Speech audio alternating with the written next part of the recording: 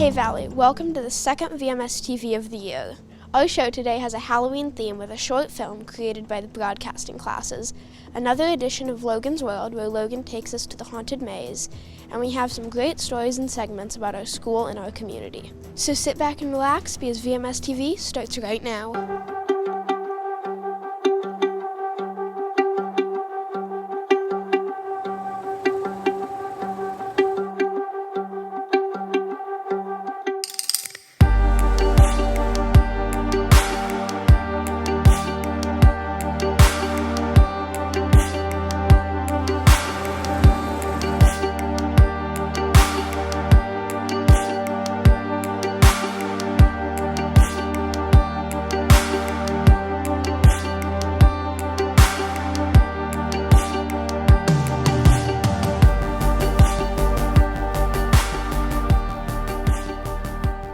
Welcome back. We are leading off with a story that we are calling All in the Family, and we think you will agree this is one special family. Val Bedoya is the reporter. I have 4 children, 3 boys and 1 girl, and I have Clark, who is 14, and Tosh, who is 10, and I had 1 daughter, and she is 16. Her name is Roxy, and she has Rett syndrome. Rett syndrome is a genetic disorder that Roxy has struggled with throughout her life. This disorder is so rare, there are fewer than 1,000 cases a year. I had a complete different plan when she was born. I thought of, getting her nails together, putting her in ballet, Barbies, marriage, babies, and that's not what happened. I've never been embarrassed or ever humiliated about that because I'm basically proud to have a sister who is special needs. Roxy's disorder brings lots of worry to the family, knowing that one morning she may not wake up. Whenever I wake up in the morning, it's always a fear of, is she gonna be, am I gonna see her beautiful little tummy going up and down breathing? Having a sister with a disability has always been a normal part of my life because she's older than I am, and being her brother has brought a lot of compassion in my life, definitely. In many families, everyone plays a small role, but in this family, it's a full-time job. I would say that taking care of Roxy is a family project. It's just a big responsibility to take on. My mom's like, okay, I'm going to the store. I'm like, okay, I'll keep the door open. I'll turn on Roxy's music. Along with her family at her house, she has a second home at the high school she attends currently. I was there 2 years with them at Kelly Elementary. Then we all transitioned to Valley Middle School. And then once the 8th graders promoted, we transitioned here to the high school. Since Roxy is nonverbal, in her class she has to use many different ways of communication, including yes or no boards and switch devices to answer questions. Even though Roxy suffers from Rett syndrome, the family is all in to help out. Reporting for VMSTV, I'm Val Bedoya. Thanks, Val, and thanks to the team of 4 VMSTV students who produced that heartfelt piece. With Halloween just a few days away, we asked Logan to take us to the Field of Screams. Here's Logan's World. Hey Valley, I'm at the Field of Screams. I'm about to enter the corn maze. Let's get it going. The haunted corn maze is definitely a scary experience. As you round each corner, you never know who is hiding behind the corn stalks. And from a distance, I can hear the sound of chainsaws. So don't blink, you may miss something.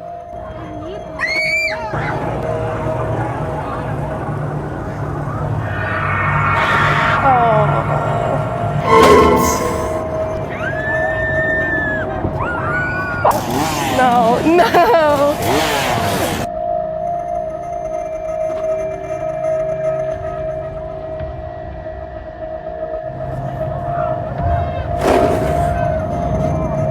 Well, I finally made it out of there. I talked to Robin and asked her if she could tell us a little more about the Field of Screams. The Field of Screams is a haunted corn maze that the Carlsbad Strawberry Company hosts We also partner with the Ottawa Hedion de Ladoon Foundation and donate half of the profits to them. In addition to the corn maze, there's lots of other things you could do. There's food, there's activities. Behind me, there's apple cannons where you could shoot apples at 100 miles per hour. And there are lots of pumpkins. Well, before I go, I want to take home a pumpkin, but I'm not just going to take any pumpkin. I think I found a pretty good one. Oh, no, never mind. That's like 100 pounds. That's not going to work. Or I could go with a white one. What do you think is wrong with these pumpkins? They're all warty and warty. You may be right, but I kind of feel bad for this one, so I'm going to get it. I'm here with Grayson, and she goes to Valley, so what are you doing here today? I am just checking out the haunted corn maze with my friends. There's also bull riding. That looks pretty fun. The Field of Screams is open every Friday and Saturday night from 7 to 10 p.m. And October 30th is the last night they're open. I just barely survived the corn maze. If you want to check it out, visit Field of Screams. Reporting for VMSTV, I'm Logan Barnhart with Logan's World. Oh, yes, I like it.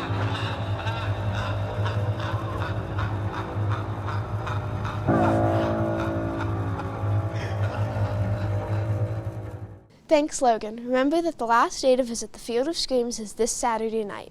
Let's head out onto campus with this week's Campus Camera.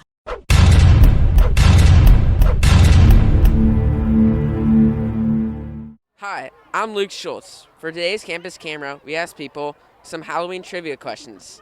How many calories are in an average trick-or-treater's Halloween stash? I would assume at least like 15. How many calories are in an average trick-or-treater's Halloween stash? 1,000. A lot. 2,000. I say about 500, 600, something like that. 7 grand.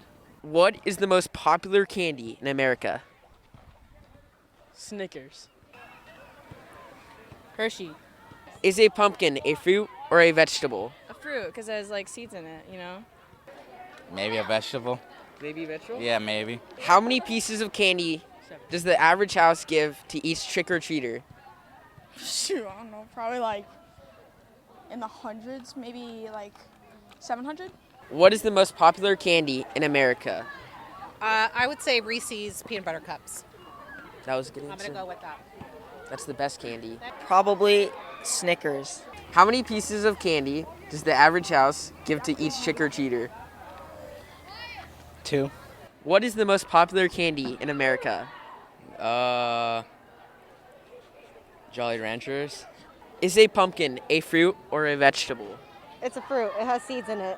How many calories are in an average trick-or-treater's Halloween stash? I'd probably say definitely over 10,000. Yeah, that's a good guess. With all of the great locally owned businesses in Carlsbad, we wanted to remind people how important it is to support our community by shopping local. Here's a VMS TV commercial with that theme.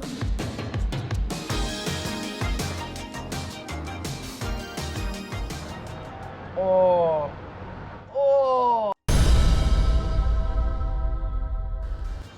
I need help.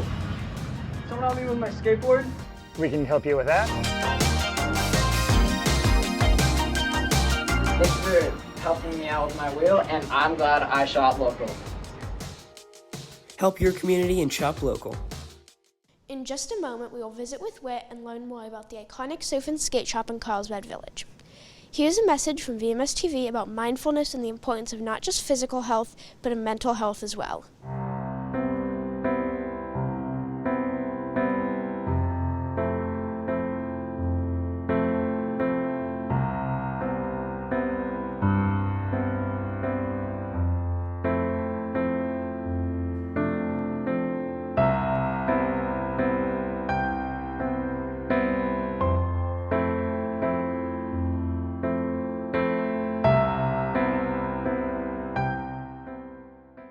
Staying with the theme of shopping locally, here's an example of an amazing man and an amazing home-good business, Witt's Pipeline. My name's Whit Roulette. I own Carlsbad Pipelines, also known as Witt's Carlsbad Pipelines. We're a surf skate retail store here in downtown Carlsbad, California.